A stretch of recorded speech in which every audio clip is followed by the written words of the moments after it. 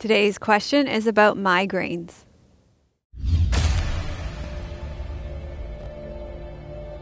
Hi, I'm Dr. Melissa West and welcome to Living Your Yoga.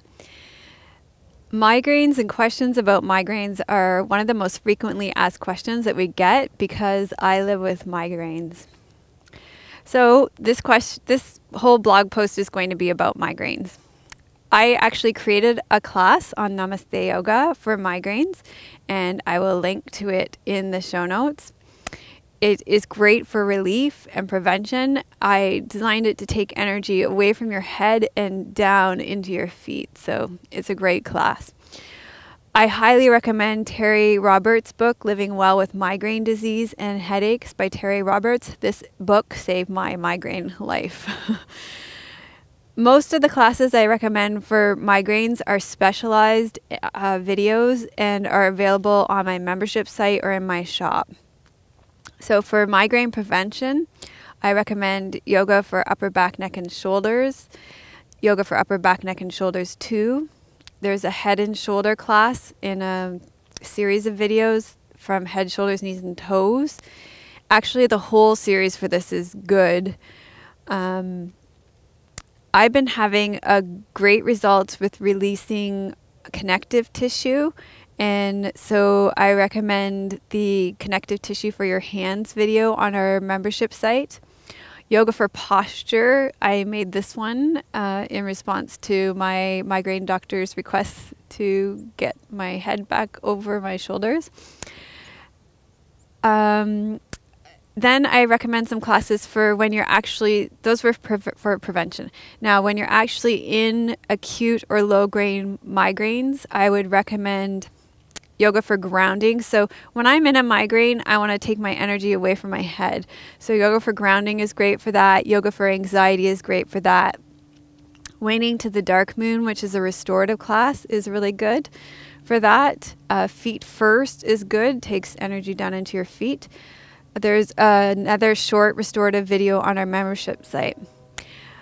Juicing was a big part of my recovery for a while because for me, when I was in migraines, a lot of migraines, what would happen is it was hard for me to eat and I was nauseous and vomiting, and juices allowed me to get a lot of nutrients into my bloodstream quickly. So a lot of people ask me what to juice when you have migraines, and the answer to this is that each person is unique, which is why I haven't offered a prescription for migraine juice. When I see migraine juice cures on the internet, I cringe because each person could be triggered by any one of the ingredients in a migraine juice. So in my opinion, what you need to do is go for food sensitivity testing with your naturopathic doctor. And this will allow you to know what foods to eliminate from your diet so that you don't get juice ingredients or ingredients in any part of your diet that may trigger migraines. So I found I had food sensitivity testing done at the onset of my migraines, and I stuck to this as closely as I can. It makes a huge difference to me in cutting back on the severity of my migraines. So for example, many migraineurs can't tolerate citrus, mostly oranges, but however, I can tolerate lemon and lime, but not oranges and grapefruit. So I include lemon and lime in a lot of my juices, but you may not be able to include them.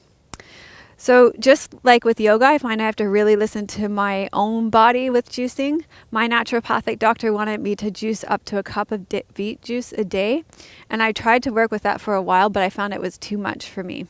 It actually left me vomiting. So, you need to listen to your own body more than anything else. Listen to it like you do just with your yoga practice. Drink your juice, notice how it feels in your body, and notice how your body reacts. Now, my latest round of food sensitivity testing, lo and behold, showed that I'm actually sensitive to beets. So there you go. On a daily basis, I usually juice greens with an apple, sometimes celery, always ginger and mint if I have it. Now, ginger and mint are great for migraines. I usually include lemon or lime.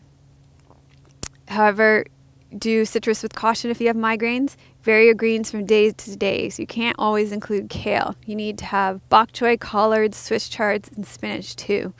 One kind of greens every day is toxic for your body. This goes for everybody. Include a variety of ingredients in your juices. My recent food sensitivity testing showed that I was sensitive to ginger and mint because I was overdoing it in my juices.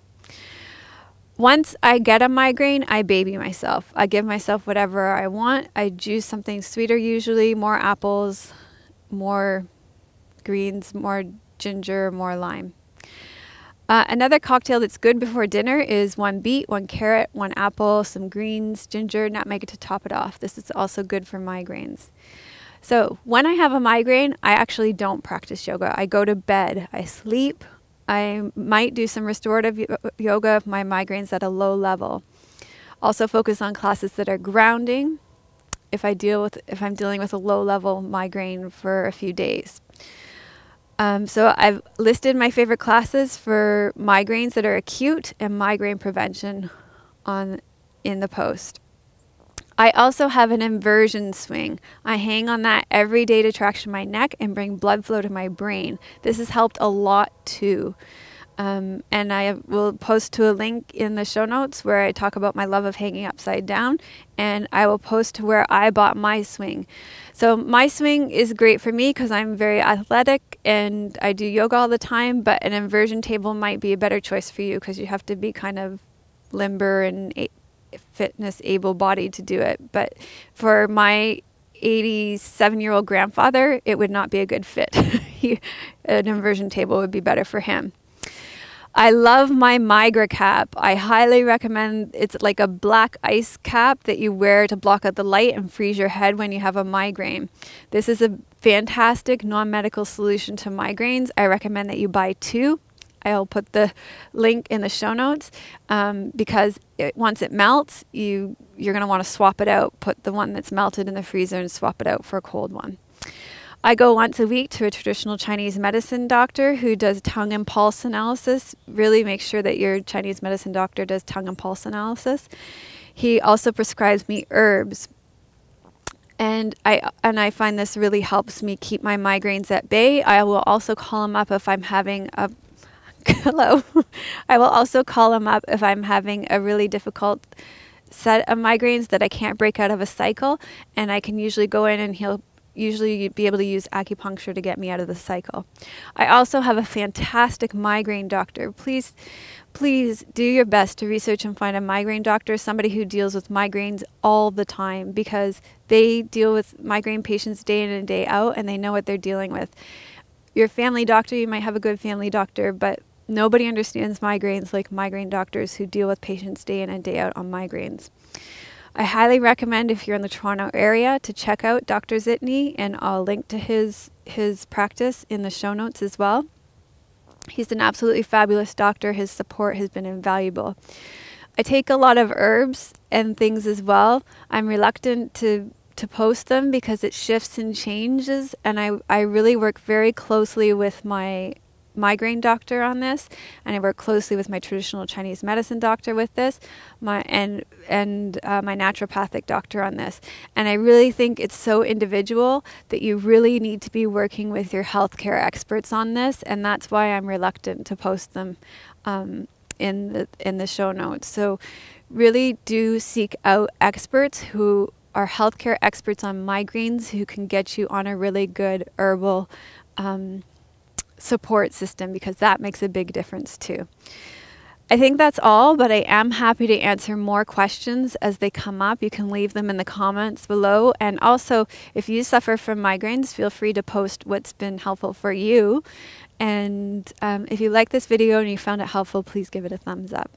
Thanks for asking about the migraines, and if you suffer from them, you have my heartfelt sympathy. It's a horrid thing to deal with.